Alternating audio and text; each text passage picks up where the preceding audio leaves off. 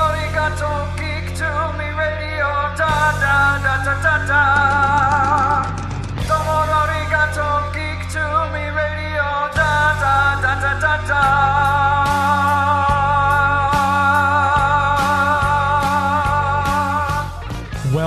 Welcome, geeks and nerds, girls and boys, to a brand new edition of Geek to Me Radio. Today we are joined by voice actor extraordinaire Susan Eisenberg. We'll be talking about Susan's role in the upcoming Masters of the Universe reboot that Kevin Smith is masterminding. We'll get into some JL reunion talk, all that and more. Stand by.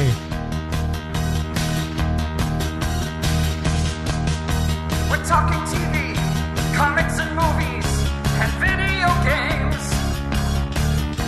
And if you don't know Star Trek from Star Wars, we'll try to explain. There are 12 doctors for Hogwarts houses, one ring rules them all. To be the greatest Pokemon master, you must catch them all. You must catch them all. Try to catch them all. Gotta catch them all.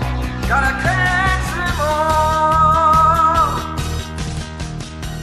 And for those of you finding us for the first time, welcome to Geek to Me Radio. I'm your host, James Enstall. For those of you who are longtime listeners, I appreciate your listening so much. Thank you for downloading and subscribing wherever you're hearing us. If you haven't checked us out yet on YouTube, go to youtube.com and click the subscribe button. I would really appreciate that.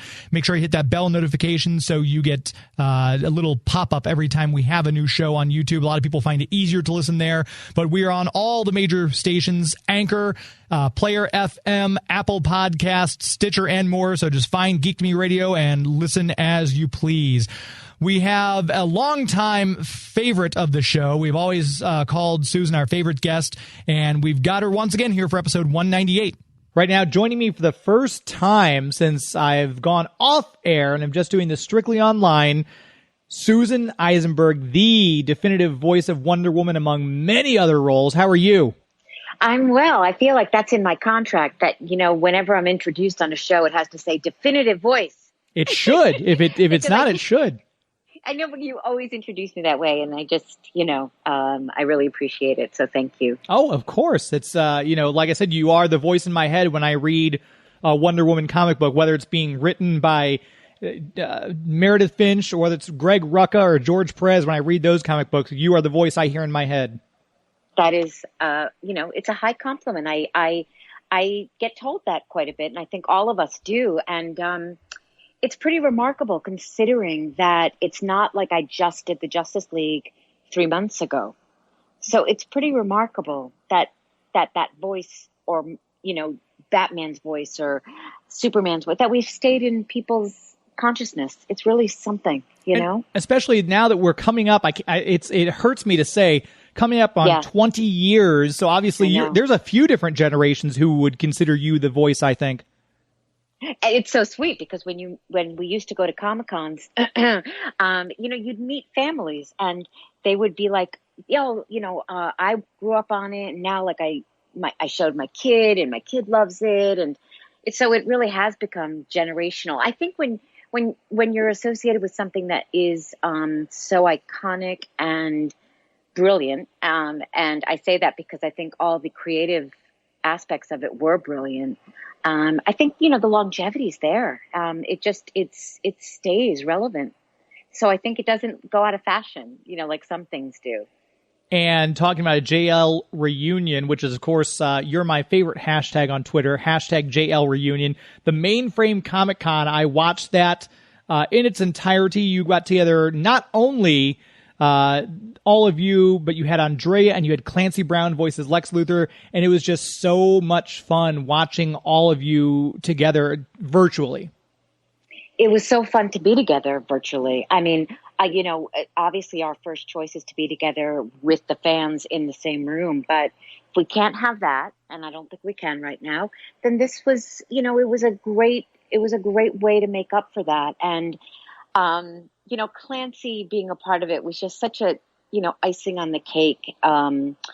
He just was so gracious about joining us and so touched that, we would even ask, which I can't believe because it's Clancy. But, and then having Andrea direct us. And I think that we just all fall into almost like students in the room with the teacher, because she really is that authority figure. And I don't care how long you've been doing it, but when you're directed by her, it's like, okay, all right, let me be on top of my game here because, you just want to do well for her. That was one of my favorite moments was when you all got into the script that you were going to do. And Michael, who plays obviously the Flash, gave his first line, and Andrea goes, okay, try it again, but give it a little more golly gee. And your and Kevin's eyes just got huge when that happened. I was like, oh, this is amazing. She's going to direct them. What's so funny is I saw that because I remember being shocked that she said that. And I went back when I looked at the tape, I saw that. And it was really my reaction because I'm like, okay, I mean, she's not kidding around. And then, of course, it made me nervous that I wouldn't. Can you hear my dogs? I can. That's no problem. Okay. Ollie? Oliver? They're so excited. Okay, hold on for just a second. No worries.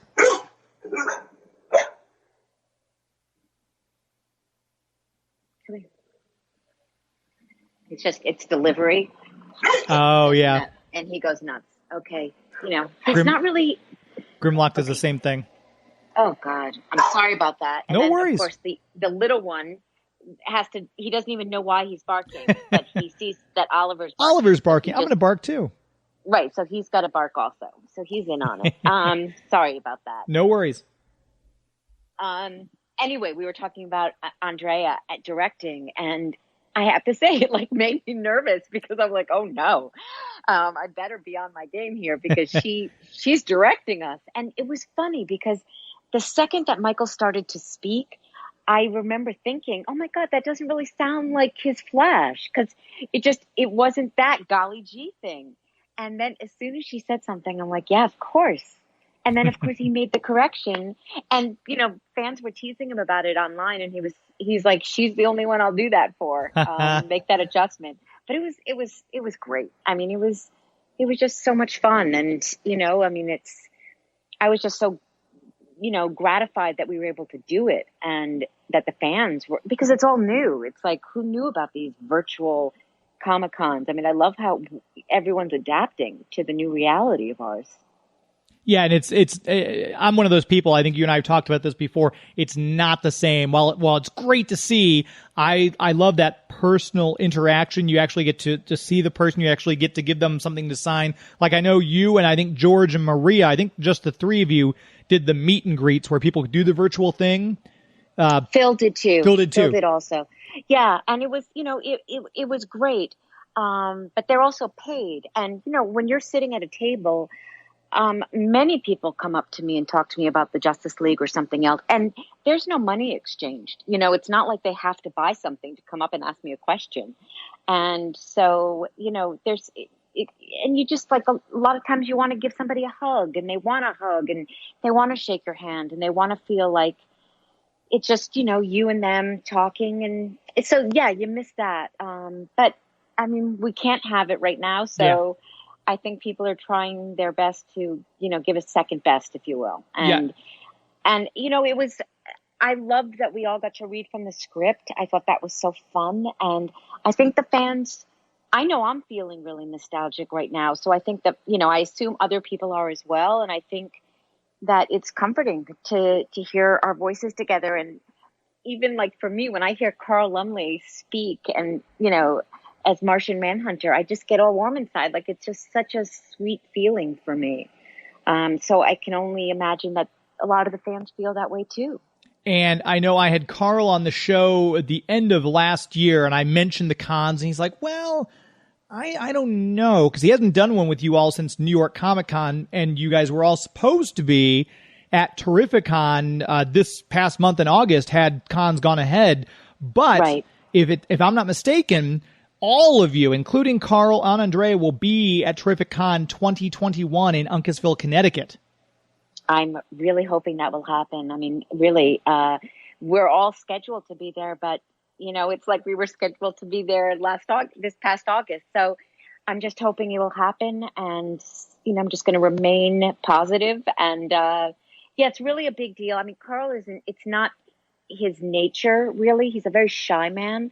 And so it's not really in his nature to be out in front of a big crowd. And so it means so much more knowing that he does want to participate. And it really speaks to like the fellowship among us all, that, despite his, I don't know, not concerns, but apprehension, I'll say, about doing things like that. There he is. There's Carl, there he is involved. And it's very sweet, very sweet.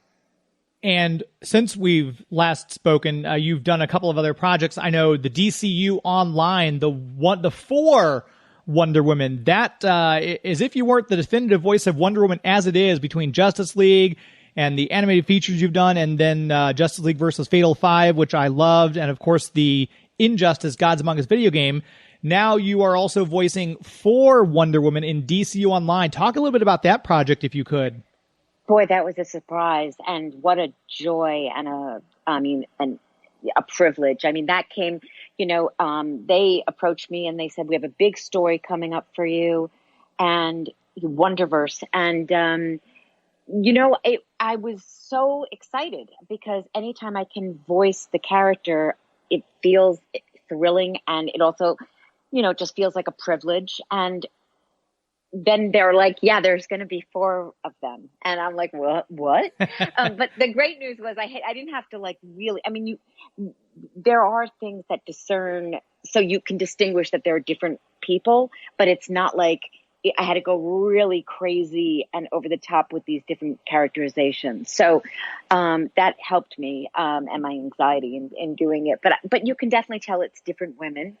And, the team that does DCU Online and does all their gaming, their creative team, the director, the writers, the artists, a lot of them grew up on the Justice League.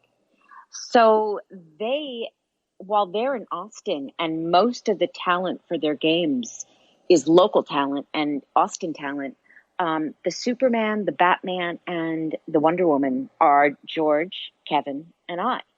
And so it's really a thrill. We don't unfortunately get to work together because it's a game, and you hardly ever get to work with somebody else during a video game. But, it's just such an honor. And I really feel like when they're writing and then I go into record, there's a bunch of great Heras in there for me. There's, it's like, and very heavy on the mythology, which I love. I really love that, like Themyscira part of it. I love the Hippolyta part of it. So all that stuff, they honor it, and that aspect of her history. So it's just a dream to be able to do it. And I'm, they are a very, very supportive group of people. And, I just feel lucky that they have just kept the 3 of us, because they have all this great local talent. They just keep the 3 of us coming back. I'm telling you, Tim Daly missed out huge not being able to sign on for Justice League, because George Newbern is getting all the good roles now as Superman. I think, honestly, if you were to talk to Tim, I think he would say that was a big regret for him, because I don't think he realized, as no one could have, what the show would come to mean to people, what the show would represent, what would it mean, how good it would be, and how important it would be for so many people in terms of being exposed to these characters. And I think he would say he regretted. He regrets not being able to do it, but he couldn't. He had a huge scheduling conflict at the time, and it just wasn't going to happen. But I think it's a lament for him. And, he always teases me about it, and, I always say, I don't have a favorite Superman. I actually do have a favorite Superman, but it's Christopher Reeve. It's Christopher Reeve. So I'm off the hook on that one. But they're both great. And and they are so cute together. Like, they have an affection for each other, George and Tim. I'm hoping they'll do one of Tim and his son Sam do these shows called The Daily Show. And I guest starred on one of them, and Kevin Conroy guest starred on one of them. And I'm trying to get George to guest star on it because I think it would be hysterical. That would be. If George and Tim were like battling for who's the real Superman. I think it would be a gas because the scripts are so funny. And they're written by a guy named Ben Shelton, he's just very talented. And then you've got Timmy and Sam, who are like crazy talented too. So it's so fun. But yeah, I think he really regrets it. I really do. You'll have to ask him when you interview him. I would love to get that chance. George is still my number one guy. But obviously if I get the chance to talk to Tim, that would be phenomenal because he's a very talented individual as well. He is. And I know, talking about talented people, Michael Rosenbaum, as I've talked about in this show before, has his own podcast, Inside of You. And he also had a Justice League reunion of his own where he had all of you. I think it was just the 7 of you. I don't think Andrea was there, if I'm not mistaken. We'll take a pause, come right back, and talk more with Susan Eisenberg. Please stand by.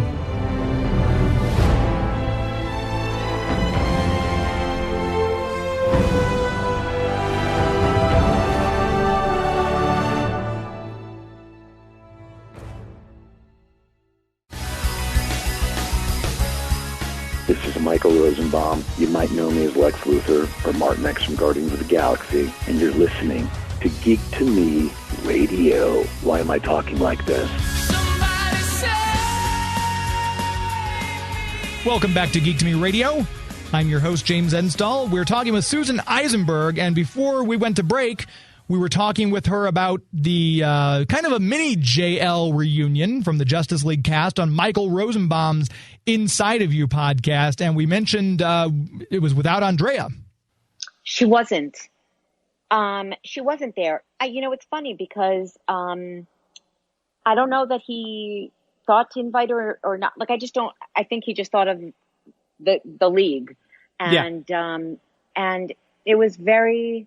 I don't want to say too much because it's not out yet, but it was beautiful. Like, we rarely talk like that. It was very intimate as a group, and we shared a lot of things, and I think people were really taken aback by Michael's vulnerability.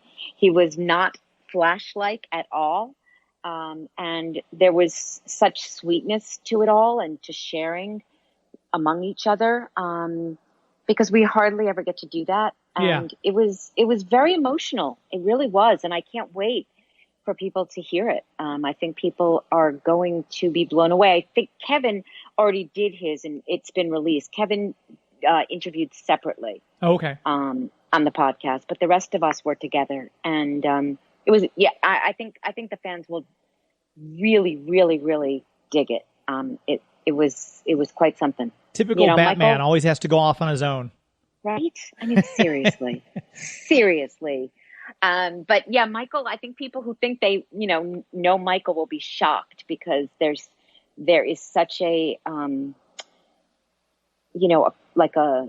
sweet vulnerability to him that I have never seen before. And I was so touched by it.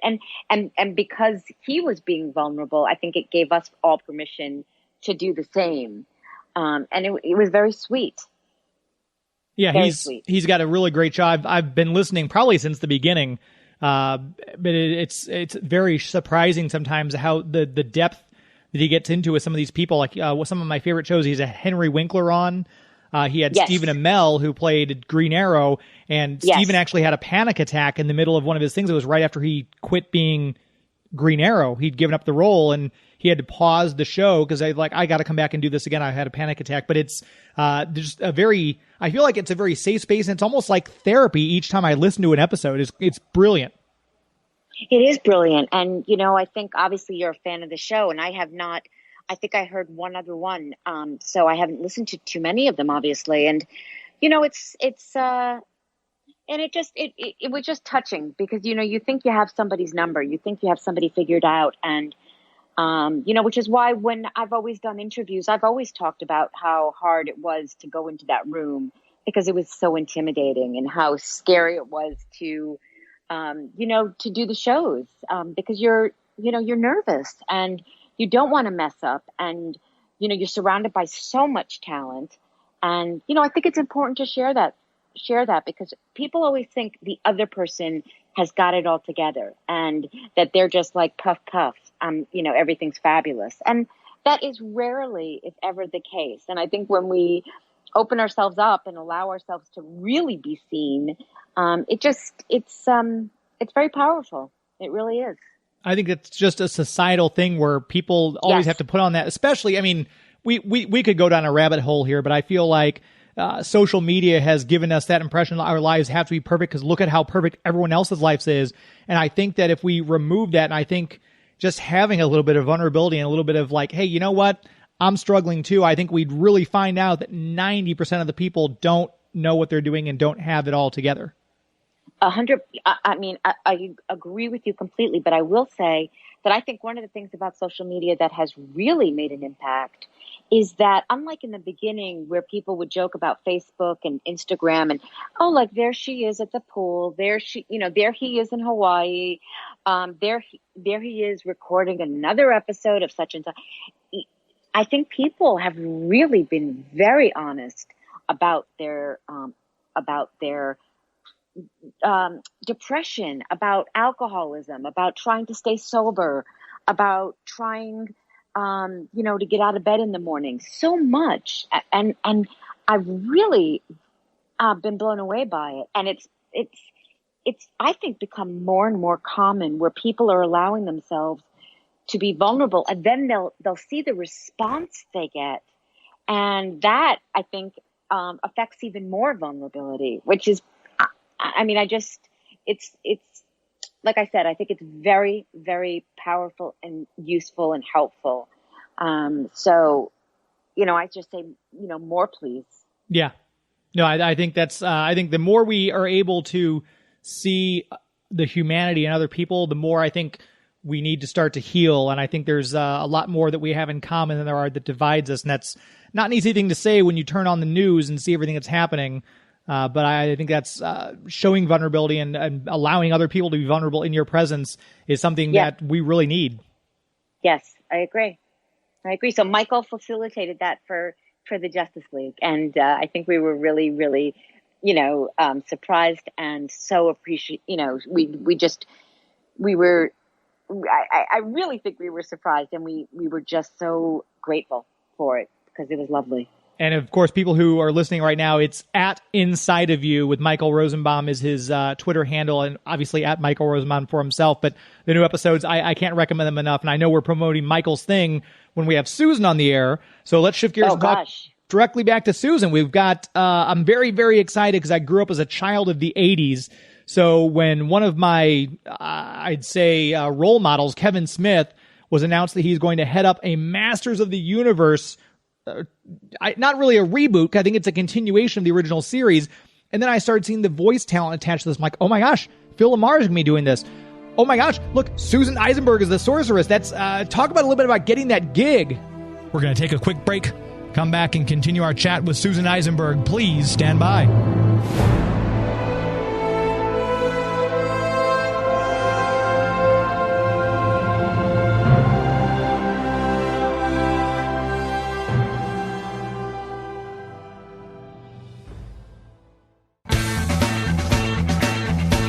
Hey man, it's me, Kevin Smith, Silent Bob, and you're listening to Geek to Me Radio, man. This is the only radio show that the guy does Batman Beyond listens to for his geek news. Welcome back to Geek to Me Radio. The show would not be possible without the support of our sponsors and our premier sponsor who have been with us since the very beginning, the Greater St. Charles Convention and Visitors Bureau, the City of St. Charles, and of course, the website that we always talk about, discoverstcharles.com. Check it out.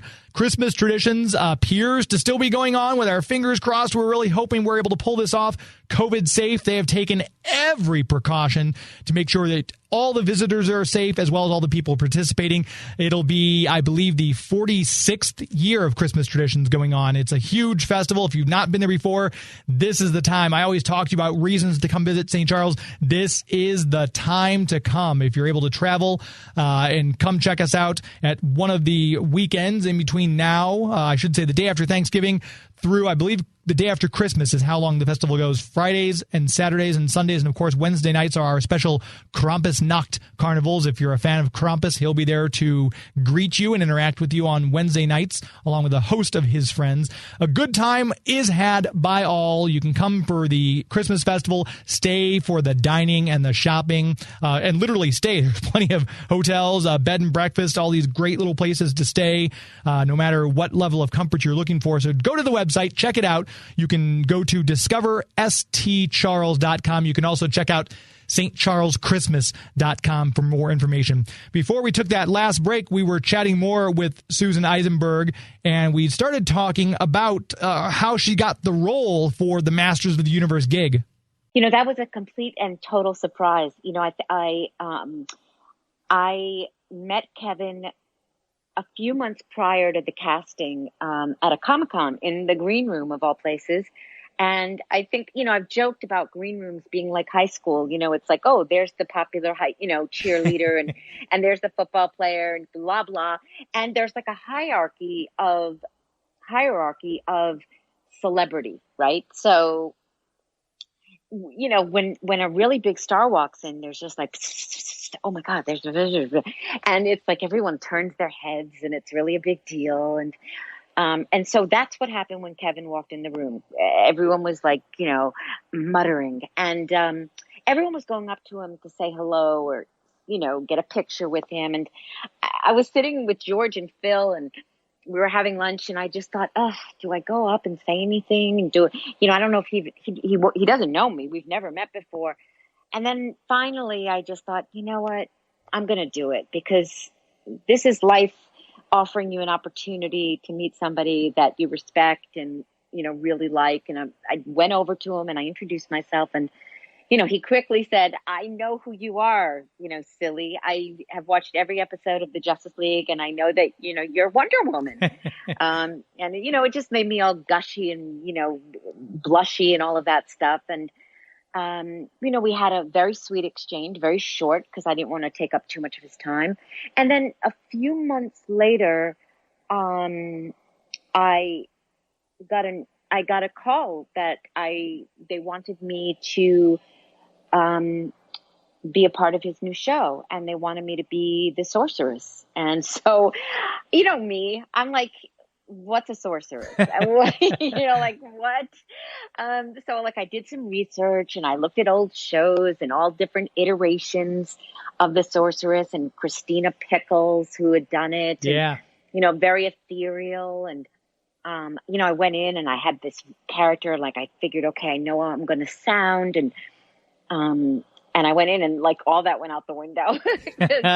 You know, Kevin had a very clear idea of what he wanted her to sound like. And, you know, there it was. And I'm not going to give it away because I want people to listen when it's on Netflix and, you know, hopefully be, you know, surprised, happily surprised. But it was great. It was so great. And he's a delight.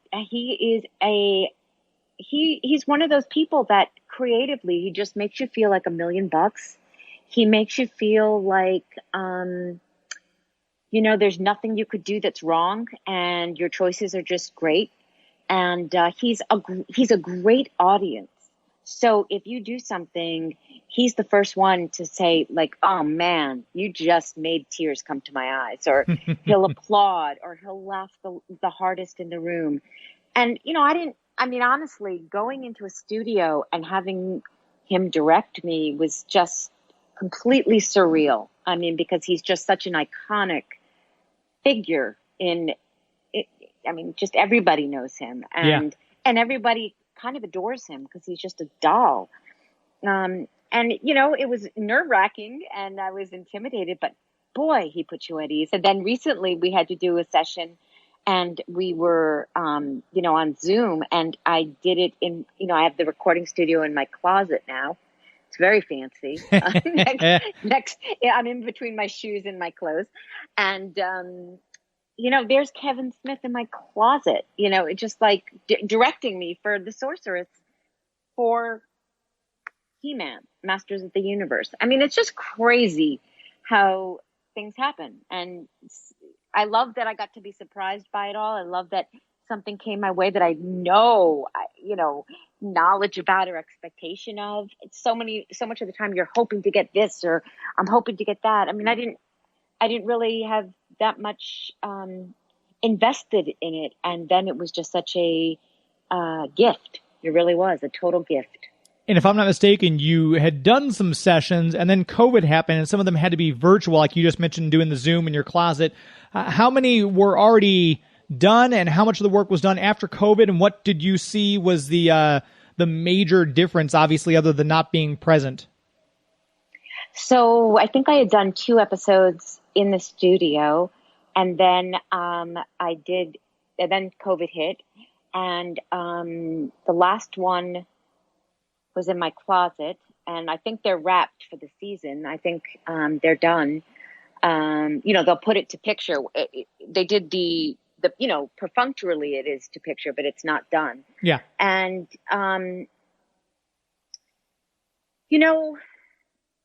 it would be different if it were, if it had been like the Justice League where we were all together and, we rehearsed together and then we read it together, it would be different. But I don't think most shows are like that anymore, or at least the ones I've done. Mm-hmm.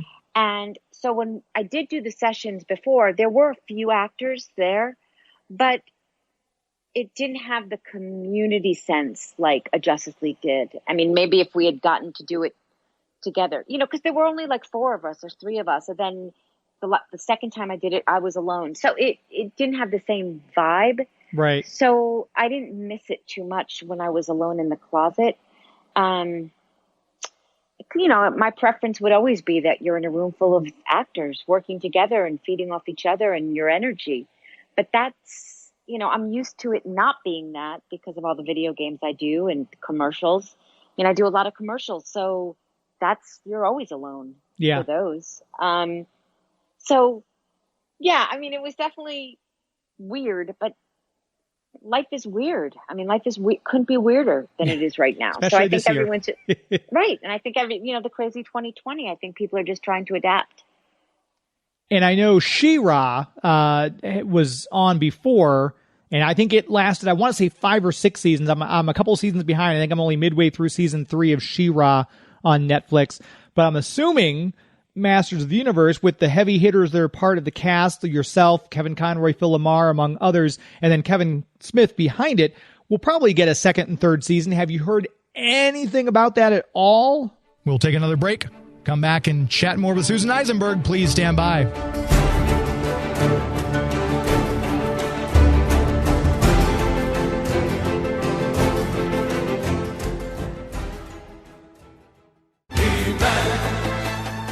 This is Alan Oppenheimer, the voice of Skeletor, and you're listening to Geek to Me. Welcome back to Geek to Me Radio. The voice of Alan Oppenheimer, the original Skeletor, bringing us back from commercial break because we are talking about the upcoming Kevin Smith orchestrated reboot of Masters of the Universe. And obviously some of these shows, as soon as they know that they're getting a 1st season, Netflix and Hulu, they're getting a 2nd season, like guaranteed already. So we talked to Susan. We said, is there any word on getting a 2nd season of Masters of the Universe yet? I really haven't. I don't think I could say anything even if I had heard. Yeah. But no. And I really wouldn't be told. Actors are so low on the totem pole with this stuff that it's not like we're in the loop. It's not like we're in the room where it happens. We're not told unless, we're told, but just not at this stage. I think they have to see when it airs and how well it does. Obviously Kevin's a huge name and I think they would want a relationship with him, but they could have a relationship with him regardless. Yeah. So, it's like anything. You do your best and you hope it's a success, but you have no control over that. I really have no control over that. So much goes into it. But I have to tell you, so I did 2 episodes this last time in the closet, and I wrote the writers after and I said to them, I thanked them for their scripts, because you know me, like I'm not really into cartoons that much, or I didn't grow up on it. I didn't read comic books as a kid, except maybe Archie. And these scripts were so touching and so emotional. And then on top of that, you've got like all this other stuff going on that's so bigger than life. It was a brilliant combination. And I texted both the writers and I said, thank you for these words that you let me say today in the closet. because it was really, it was, I mean, that for, there's a lot of schlock in advertising and a lot of schlock just period. So when you get to say something or read something that's well done, I for one, I'm just so deeply appreciative of it. So I think the show is going to be a tremendous hit. If what I have read is any indication, it's just brilliant. And I know all the 80s stuff is making a huge comeback, because there's people like me who refuse to grow up and we want our childhood back. But like Transformers War from Cybertron, I mentioned She-Ra, Voltron, which Andrea voice cast and directed the first season of that on Netflix, have been huge. So I can only imagine that Masters of the Universe, as again I said, with the cast like they've got Kevin Smith behind it, I can only imagine that it will just be gangbusters for Netflix. So they'd be fools not to do at least 2 or 3 seasons. So hopefully we'll see more of the Sorceress. Next time, and next time we talk, maybe I'll have a story. So we got a pickup or whatever. I mean, hopefully I'll have more information the next time we chat. Yes, hopefully so. No, that's brilliant that you were able to do that role. I think it's great. Like I said, that's those images of the Sorceress and He-Man and Battle Cat and everything are just, I think I had a He-Man lunchbox when I went to school in grade school. So it's just one of those things that sticks with me. That's adorable. I mean, obviously I knew who He-Man was, and but I didn't, it's not really my passion. Although, obviously I have a fondness for it now that I didn't have 8 months ago. Of course. And maybe there'll be a line of action figures that come out of this too, and I'll have a Sorceress action figure for you to sign next time I see you. Oh, I think there's no doubt there will be, because Mattel is involved. So there's definitely going to be a toy line. Huge. I mean, that's going to be a big component of this, I've got to believe. I would certainly think so. And we've got so much, like I said, there's so many things people I know are just waiting patiently for cons to start back up again, because I know a lot of the people I interact with on Twitter and Instagram are saying the same things. They really want to, they're enjoying the virtual cons. We're glad to have them. The technology is in place for us to allow this kind of thing, but there's no substitution for the actual in-person live meet and greets and getting you guys to sign action figures and things like that. It's one of my joys personally. And I think everyone would agree with you who participates. I mean, it's it's what we love to do. We get to meet the fans, and we get to see each other. We get to see other actors and other people that we don't normally get to see. Maybe they're on the East Coast or wherever. And, it's a good con is hard to beat. I mean, you get to travel and have an experience for a weekend and make memories. And it's very special. And, hopefully that we'll return to that way of life at some point in maybe 2021. Hopefully so. Yeah. Hopefully a vaccine is found soon and we can get back. So anyone listening, please just wear your mask, social distance, and let's help get through this pandemic so we can all enjoy conventions again. Yes. And maybe we could, who knows, maybe we could even get in 2021, maybe we could even get, a Justice League reunion. That is the hope. Obviously, lots of accounts on Twitter dedicated to that. Lots of people sharing that hashtag we mentioned at the start of the show, hashtag JL Reunion. And talking about the Justice League reunion, obviously, it's a little bit of frustration because we've seen the Snyder Cut people. Warner Brothers gave in to them, and they threw $20 million at Zack Snyder to finish his vision.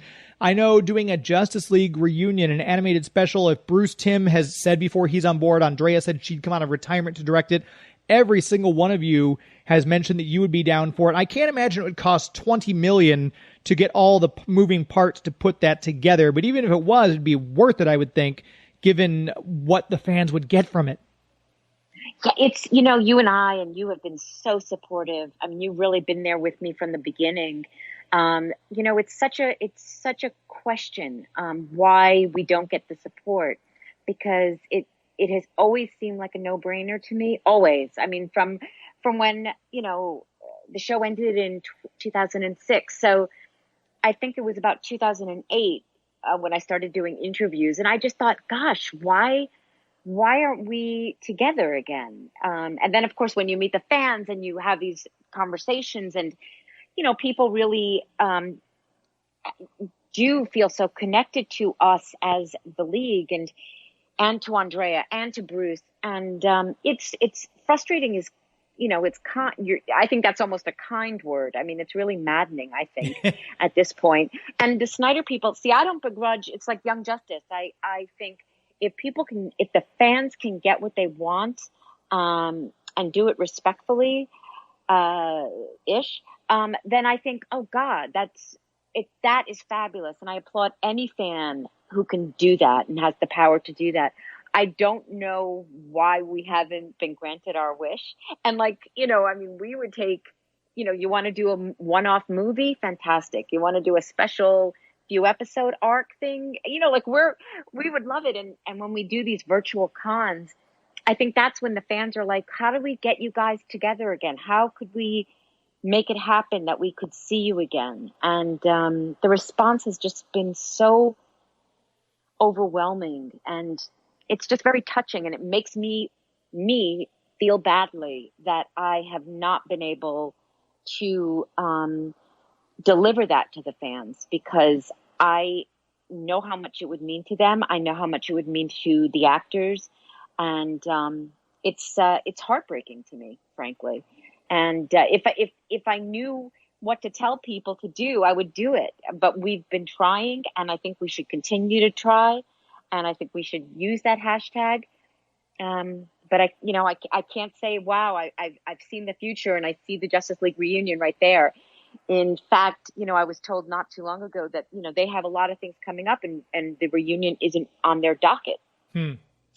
So, that was really heartbreaking to hear. But, I'm not somebody who gives up, and especially if I believe in something, and I believe in the Justice League, and I believe in a reunion for all of us, and I believe in the fans. And who knows, if only we could do something independently of the studio, but obviously we can't. Well, and maybe if I meet up with you guys here at TerrificCon 2021, I'll sit down with you and Andrea and see if we can get a Kickstarter going, and maybe we just fund it ourselves. Have the fans actually fund it. Yeah, the problem isn't the funding as much as the rights. Yeah. To the characters. And so that's where I think it gets really problematic. It's not so much the money, although obviously money matters. Well, listen, I mean, there was another fund, Dungeons and Dragons. Was that? Sounds. I think I know what you're talking about. Yeah, for the redo. Critical Role. Critical Role. They did, and they, made their money within 3 hours. I mean, it was insanely successful, but they weren't doing something that they had to get permission to do, I don't think. So it's different for us with DC and Warner Brothers. Yeah. It's really, and there's somebody, there's at least one person or two people who are in the position to make the decision who, we don't have their support, clearly. And now with everything that's going on with AT&T and all that, I mean, who knows? But I don't want anyone to give up, because I'm not giving up, and I think we just have to persevere. I agree. I think that's the best. That should be 2020's slogan. We must persevere. Yes. And I think agree. Getting a Justice League reunion for the 20th anniversary would be great in 2021. If it doesn't happen, it doesn't even have to happen on a perfect year, like a 20th or 25th. If we get it in 2022, as long as the fans keep it up and keep on, maybe we need to call the WB switchboards like the Snyder Cut people did. We'll take our last commercial break, come back and wrap up our talk with Susan Eisenberg. Please stand by.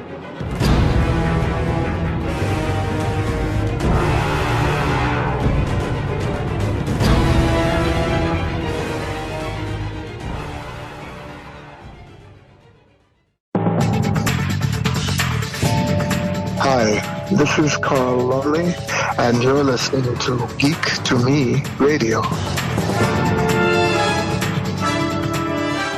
Welcome back to the show. We want to make sure you check out our official movie sponsor here at Geek to Me Radio, Marcus Theaters. MarcusTheaters.com is that website. Make sure you go check them out. Movie Tavern at Marcus Theaters. There are still some open depending on the restrictions in your particular city and state. You can go to the website, MarcusTheaters.com, find a location closest to you, find out if they're open, find out what they're showing, because movie theaters are something I don't want to go away, and I know many, many of you feel the same way, that movie theaters are an escape for so many of us. And Marcus Theaters and Movie Tavern have taken good care of making sure it's a safe movie-going experience.